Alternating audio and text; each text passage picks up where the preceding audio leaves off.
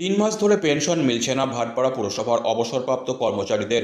ক্ষোভে মঙ্গলবার দুপুরে বেশ কিছুক্ষণ ভাটপাড়া থানার সামনে বিক্ষোভ প্রদর্শন করেন পুরসভার অবসরপ্রাপ্ত কর্মচারীরা। বিক্ষোভ শেষে তারা থানার ভারপ্রাপ্ত আধিকারিকের কাছে স্মারকলিপি জমা দেন। প্রসঙ্গত গত 6 মার্চ বৃহস্পতিবার চেয়ারপারসনের ঘরের সামনে শুয়ে পড়ে বিক্ষোভ দেখিয়েছিলেন অবসরপ্রাপ্ত কর্মচারীরা, কিন্তু তবুও তাদের বকেয়া পেনশন মেলেনি। তাই এদিন ফের তারা থানার সামনে বিক্ষোভ দেখান। থানার আধিকারিক চেয়ারপারসনের সঙ্গে এ বিষয়ে কথা বলবেন বলে জানালেন বিক্ষোভকারী কমল বিশ্বাস।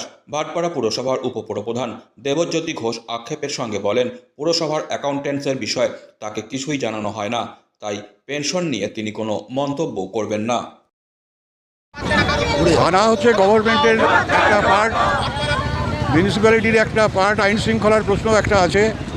সেই জন্য আমরা মনে করেছি, আমরা ডিএমকে দিয়েছি, আমরা মিউনিসিপ্যাল অ্যাফেয়ার্স ডিপার্টমেন্টে দিয়েছি, আমরা এসডিওকে দিয়েছি, আমরা কমিশনার অফ পুলিশ ব্যারাকপুরকে দিয়েছি, সর্বত্র আমরা দিয়েছি। কিন্তু ফর্মালি ভাটপাড়া থানা আমাদের নিজস্ব থানা, সেই থানাতে আমরা ফর্মাল ডেপুটেশন দিইনি।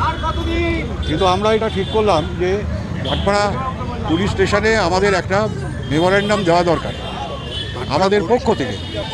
পেনশন তো ভাটপাড়া পুরসভার আপনার থানায় চলে গেল। থানাতে আইন শৃঙ্খলার প্রশ্ন আছে, থানাও একটা গভর্নমেন্টের পার্ট।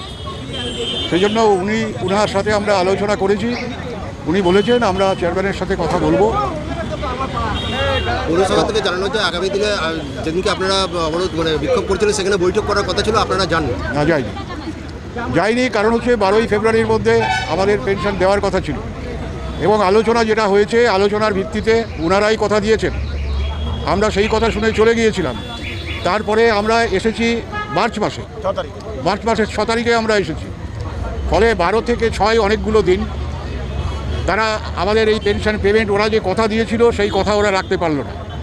ফলে যে অথরিটি কথা রাখতে পারে না এবং এটা আমাদেরকে কমিউনিকেটও করেনি যে আমাদের এই অসুবিধা হচ্ছে, আমরা দিতে পারছি না, আরেকটু ধৈর্য ধরুন, অপেক্ষা করুন, সেটা কোনো কমিউনিকেটও ওরা করেনি। ফলে আমরা আমাদের বিক্ষোভটা আমরা জানিয়েছি। আমরা সেই কারণে এদের ডেপুটেশন দিয়ে কোনো লাভ নেই। আমরা সেই কারণে চেয়ারম্যানের কাছে, চেয়ারম্যান বলেছিলেন একবার যে কয়েকজন আসার জন্য, কিন্তু আমরা যাইনি, কারণ হচ্ছে ওখানে ডেপুটেশন দিয়ে লাভ নেই। উনি আবার বলবেন আমি এত তারিখে দেব, তারপরে দেখা যাবে যে আমরা পাচ্ছি না। আমি জানি, বাট রিগার্ডিং পেনশন আমি কোনো মন্তব্য করব না, বিকজ মিউনিসিপ্যাল ফান্ড সম্বন্ধে আমাকে কিছু জানানো হয় না। আমাকে মিউনিসিপ্যালিটির তরফ থেকে আমি কিছু জানি না। আমাকে মিউনিসিপ্যালিটি অ্যাকাউন্ট সম্বন্ধে কিছু জানানো হয় না এবং আজ আমি জানিও না। সেই জন্য এই ব্যাপারে আমি কোনো মন্তব্য করব না।